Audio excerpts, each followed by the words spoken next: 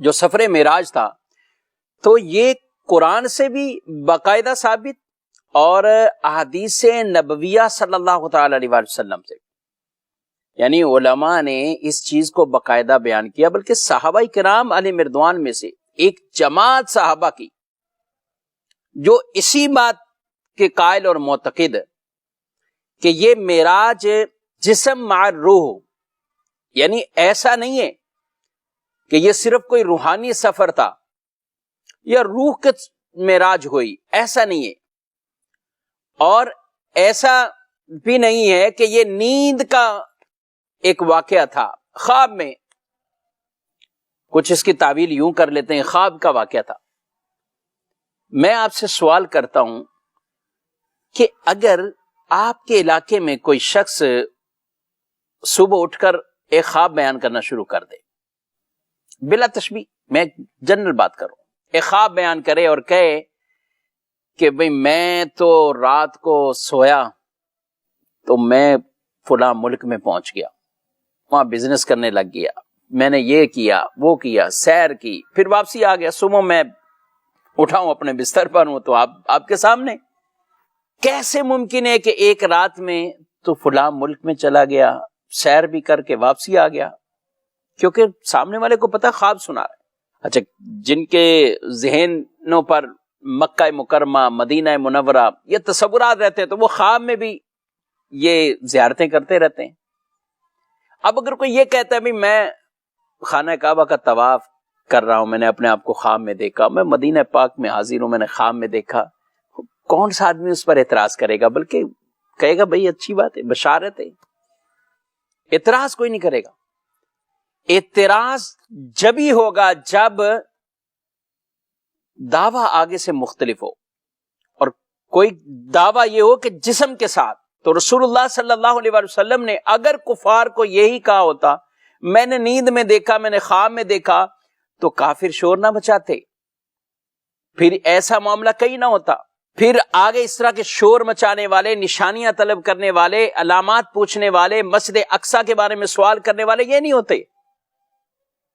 رسول اللہ صلی اللہ علیہ وسلم کے دعوے کے بعد، اعلان کے بعد، بتانے کے بعد کفار کا شور مچانا اس بات پر دلیل ہے کہ آپ صلی اللہ علیہ وسلم نے خواب کی بات نہیں کی، روحانیت کی بات نہیں کی، صرف روح کی بات نہیں کی، بلکہ آپ صلی اللہ تعالی علیہ وسلم نے جو اپنے معراج شریف کا سفر بیان کیا گئے وہ اپنے جسمانی طور پر یہ بیان فرمایا ہے۔ تبھی تو انہوں نے ایسے ایسے سوالات کھڑے کر دیے۔ تو اس لیے جو یہ کہے کہ یہ روح کا معاملہ تھا وہ بھی غلط، جو یہ کہے کہ نیند کا معاملہ تھا وہ بھی غلط۔ ہمارا عقیدہ اور جمہور اہل اسلام کا یہ عقیدہ ہے کہ معراج شریف جسم مع روح دونوں کے ساتھ، جسمانی طور پر بھی آپ باقاعدہ جسم کے ساتھ تشریف لے کر گئے، مسجد حرام سے مسجد اقصیٰ، مسجد اقصیٰ سے آگے آسمانوں پر،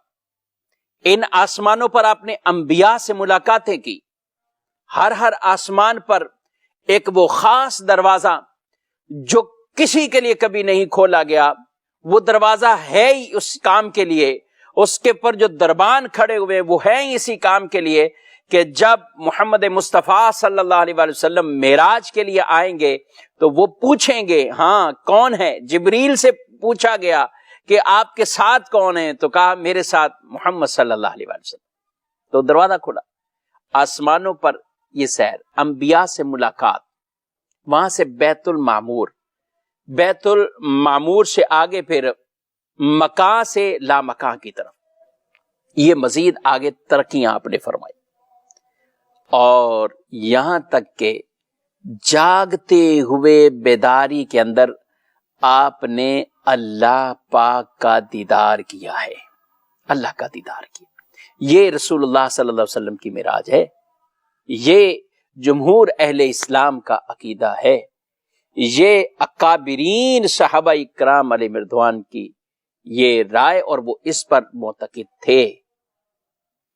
اور اسی لیے ہمارے علماء نے یہ تقسیم کر کے بیان کیا کہ مسجد حرام سے مسجد اقصیٰ جو 15ویں پارے کی یہ پہلی آیت مبارکہ کے اندر اللہ نے فرما دیا ہے، تو یہ مسجد حرام سے مسجد اقصیٰ تک یہ قرآن کے حکم سے ثابت، اس کا منکر وہ کافر ہے۔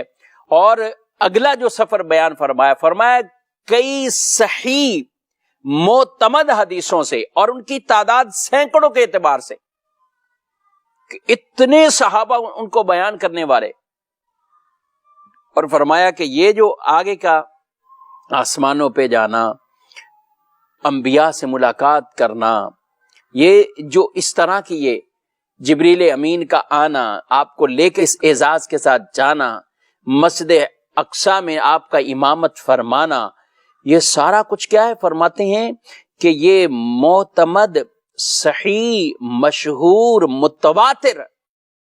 یعنی اتنی تعداد ہے یہ حدیث کے اندر کہ ان کی تعداد حد تواتر تک پہنچی ہوئی ہے، اس کا انکار کرنے والا وہ گمراہ ہوتا ہے۔ تو یہ عقیدہ ہم سب کو معراج مصطفیٰ صلی اللہ علیہ وسلم کے حوالے سے یہ رکھنا اہم اور ضروری ہے۔